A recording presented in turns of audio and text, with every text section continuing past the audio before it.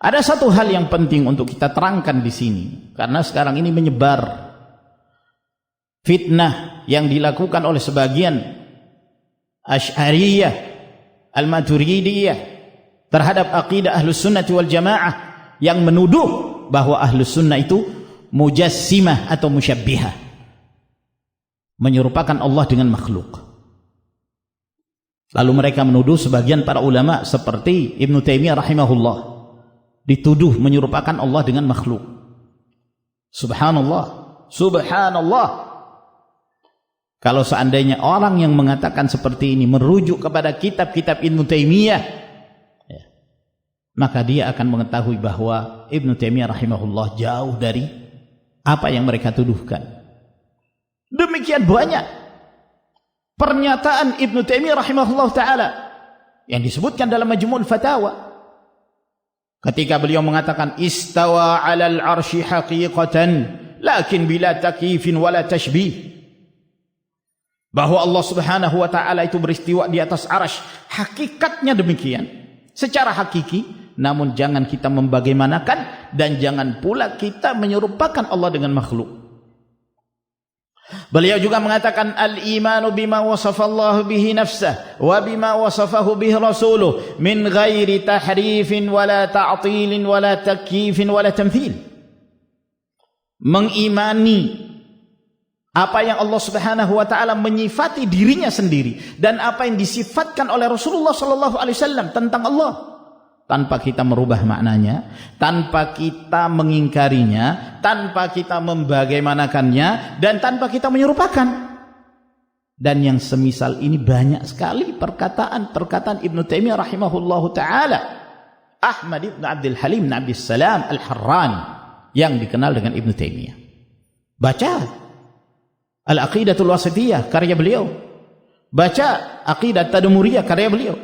Baca karya-karya beliau yang lain terkumpul dalam Majmu'ul Fatawa. Tidak ada sama sekali dari ucapan beliau yang menetapkan aqidah kaum mujassimah atau musyabbihah yang menyerupakan Allah dengan makhluk. Sama sekali tidak. Menetapkan Allah, menetapkan sifat-sifat Allah Subhanahu wa taala sebagaimana mestinya, sebagaimana Allah dan Rasulnya menetapkannya. Namun ada fitnah yang disebarkan oleh mereka tentang Ibnu Taimiyah rahimahullah, yang dari situ mereka berkesimpulan bahwa Ibnu Taimiyah ini mujassim atau musyabbih, menyerupakan Allah dengan makhluk, yaitu apa yang disebutkan oleh Ibnu Battutah ya, di dalam rihlahnya, Rihlah Ibnu Battutah.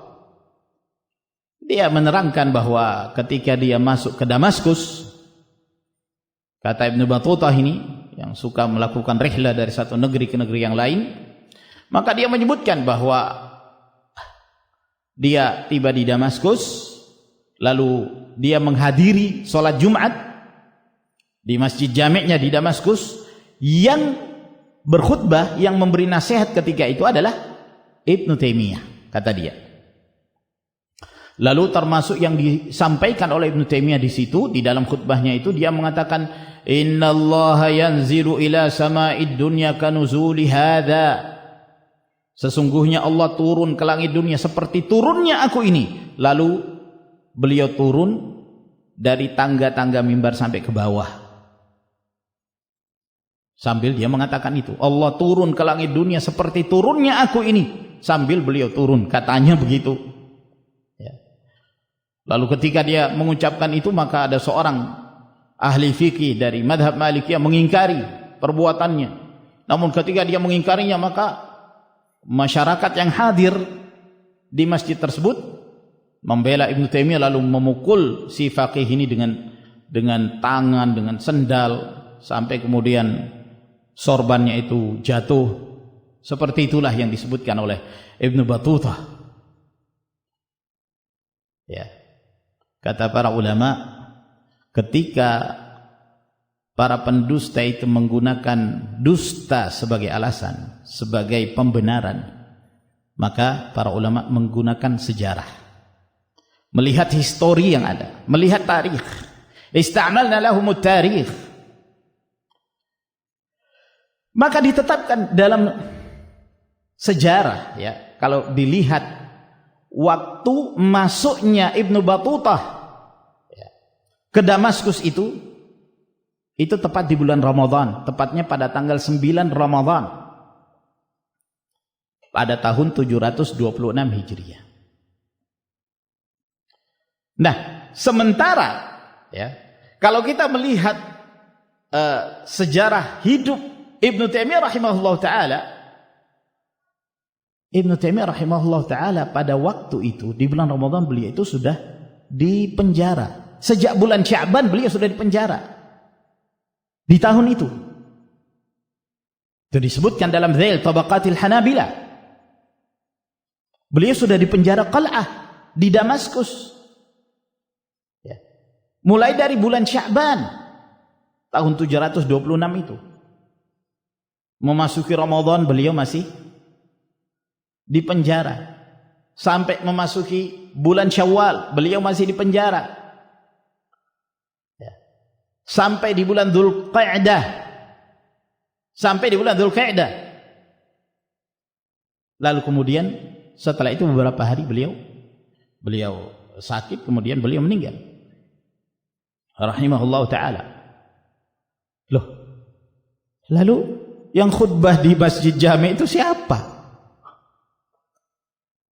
Mungkin saja ada yang namanya Ibnu Taimiyah, tapi Ibnu Taimiyah yang lain, bukan yang dikenal sebagai ulama yang bernama Ahmad bin Abdul Halim bin Abdul Salam Al-Harrani.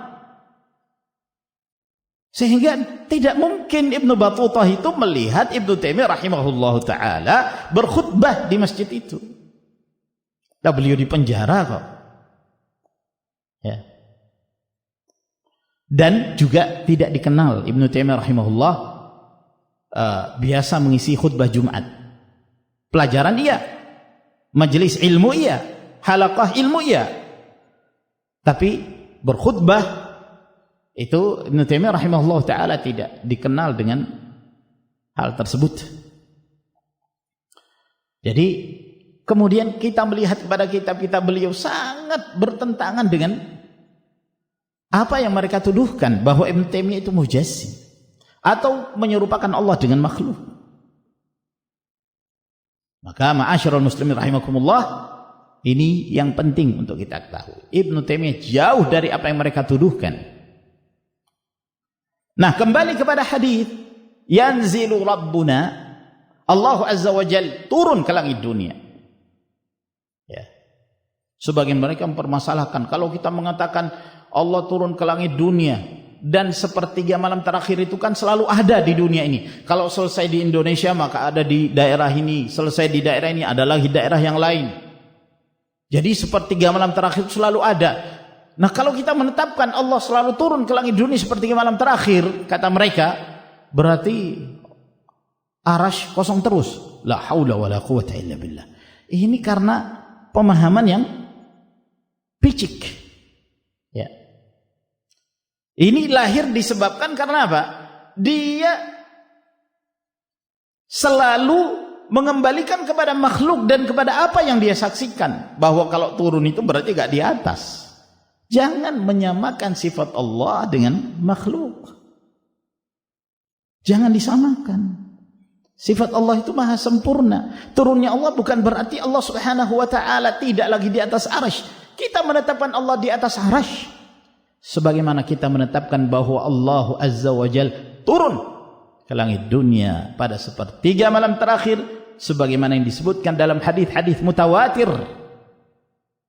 Hina yabqa thuluthul lailil akhir, ketika telah tersisa sepertiga malam terakhir, fayaqulu, lalu kemudian Allah subhanahu wa ta'ala berfirman, man yad'uni fa astajiblah. Siapa yang berdoa kepadaku, aku kabulkan. Siapa yang memohon meminta kepadaku, aku berikan. Dan siapa yang memohon ampun kepadaku, maka aku akan mengampuninya. Ada lagi yang mengatakan bahwa yang dimaksud turun di sini bukan turunnya Allah. Nah, ini namanya takwil, atau lebih tepat tahrif, merubah makna dari hakikatnya tanpa hujjah. Yang turun itu bukan Allah. Terus apa? Yang turun itu adalah rahmatnya misalnya. Yang turun itu adalah perkara Allah, ketetapan Allah. Subhanallah. Nah sekarang yang pertama yang harus kita ketahui terlebih dahulu, Nabi SAW itu orang Arab kan? Iya. Bahasa Arab beliau adalah bahasa Arab yang fasih. Bahasa Arabnya Nabi SAW itu saliqah. Itu tabiatnya beliau berbahasa Arab, fasih. Apa sulitnya bagi Nabi SAW mengatakan yang turun itu rahmatnya? Mengapa Nabi SAW mengatakan yanzilu Rabbuna,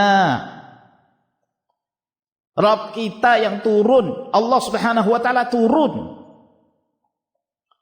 Kalau seandainya yang dimaksud itu rahmat atau perkara Allah atau ketetapan Allah, apa sulitnya bagi Nabi SAW untuk mengatakan demikian?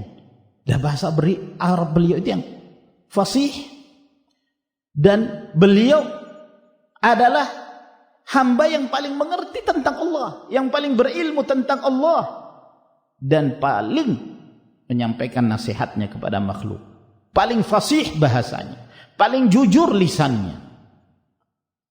Apa sulit bagi Allah mengatakan yang turun itu rahmat? Mengapa Nabi SAW mengatakan yanzilu Rabbuna, Rabbuna yang turun? Itu yang pertama. Jadi mengapa kalian mentakwil? Nabi SAW tidak mengatakan demikian. Kemudian kalau yang dimaksud itu rahmat atau ketetapan, rahmat Allah, ketetapan Allah Subhanahu wa taala itu tidak khusus turunnya pada sepertiga malam terakhir. Rahmat Allah itu turun setiap waktu, kapan saja Allah Subhanahu wa taala menghendaki. Ya.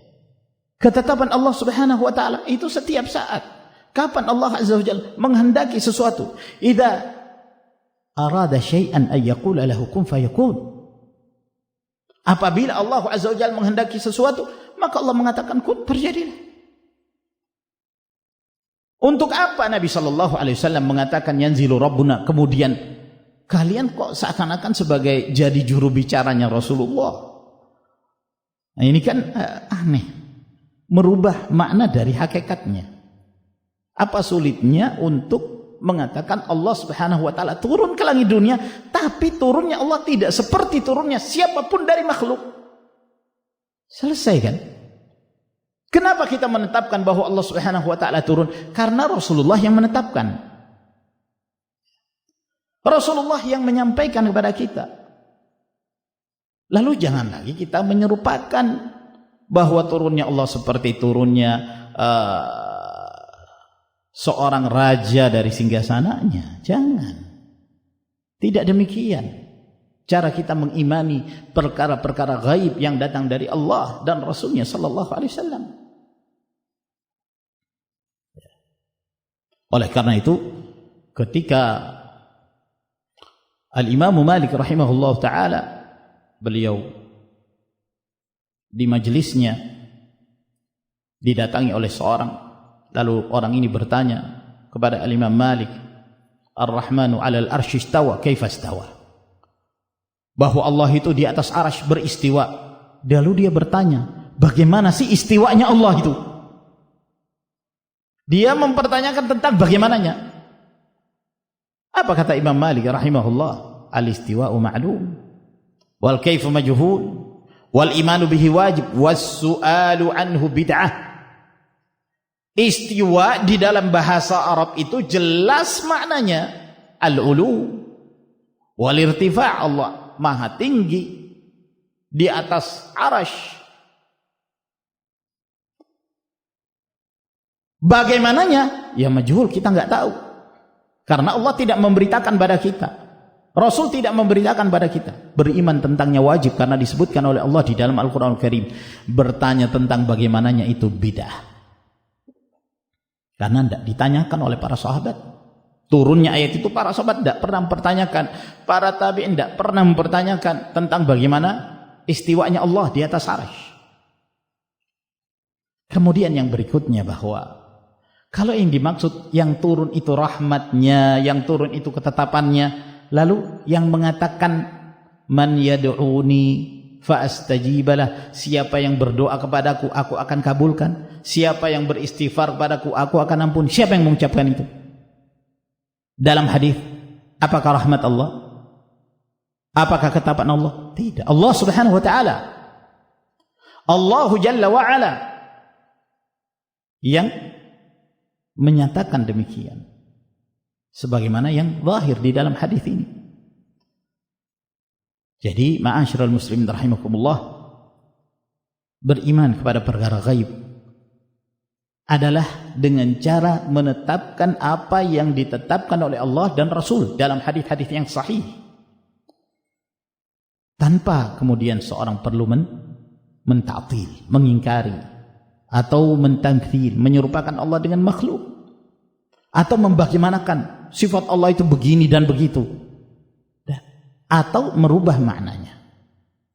Ini adalah virus-virus yang dapat merusak akidah seseorang dalam keimanannya tentang Allah Subhanahu wa taala dan tentang nama-nama dan sifat-sifatnya. Semoga apa yang kami terangkan beri manfaat kepada kita sekalian. Lebih kurang mohon dimaafkan. Wa akhiru da'wana alhamdulillahi rabbil alamin. Wassalamualaikum warahmatullahi wabarakatuh.